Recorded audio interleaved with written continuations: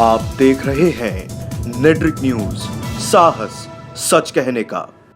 पूरे देश में आज स्वतंत्रता दिवस की धूम मची हुई है और देश में आजादी के इस पर्व को बड़े ही धूमधाम से मनाया जा रहा है। वहीं इस आजादी के त्योहार को मनाने के लिए मदरसों में पढ़ने वाले छात्र भी पीछे नहीं हैं। आज मदरसों में तिरंगा फहराकर हिंदू मुस्लिम एकता की मिसाल कायम की है। स्वतंत्रता दिवस की 72वीं वर्षगांठ पर देश का बच्चा बच्चा इस आजादी के रंग में रंगा दिखाई दे रहा है। वहीं हिंदू मुस्लिम एकता की मिसाल को कायम रखते हुए मथुरा के राया में बने जामिया फैजुल उलम मदरसे में मुस्लिम समुदाय के छात्र आजादी के पर्व को मनाने के लिए एकत्रित हुए और मदरसे में तिरंगा फहराकर एकता का संदेश दिया। स्वतंत्रता दिवस के मौके पर मदरसे के मौलाना ने भी आजादी के पर्व पर बोलते हुए कहा कि आज हम लोगों को आजादी के 72 वर्ष हो गए हैं और हमने इस वतन की आजादी के वास्ते अंग्रेजों की गुलामी को तोड़ने के वास्ते अपनी जान देकर कुर्बानियां पेश की। हमने अपनी औरतों को बेवा किया, अपने बच्चों को यतीम किया। दोस्तों बुजुर्गों,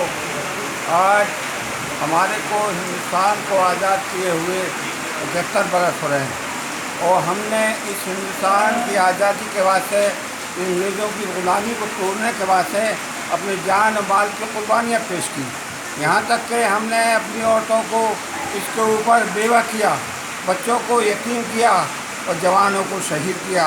हमने इस देश को आज़ाद कराने के वास्ते हर तरीके से जान की, माल की, हर चीज़ की कुर्बानी दी। हमारे उलमा किराम ने सन 1857 में 60,000 उलमा को खारी बागली से लेकर पंजाब की सड़क पर एक एक दरख्त पर एक एक आलिम को लटकाया गया और उनको शहीद किया गया।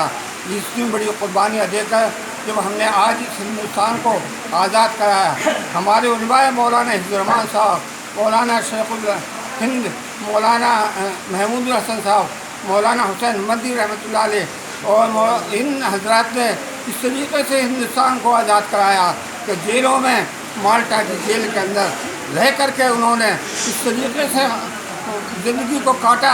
दोनों तरफ ताल लगे हुए थे और हिंदुस्तान की आज़ादी के लिए हर तरीके से उन्होंने मेहनत कोशिश की। आज हमारा देश आज़ाद होकर अपनी पैरों पर खड़ा हुआ है, अपनी तरक्की के वास्ते हो रहा है। लिहाजा हमको अपने देश की आज़ादी के वास्ते पूरी तरीके से कुर्बानियाँ देनी चाहिए।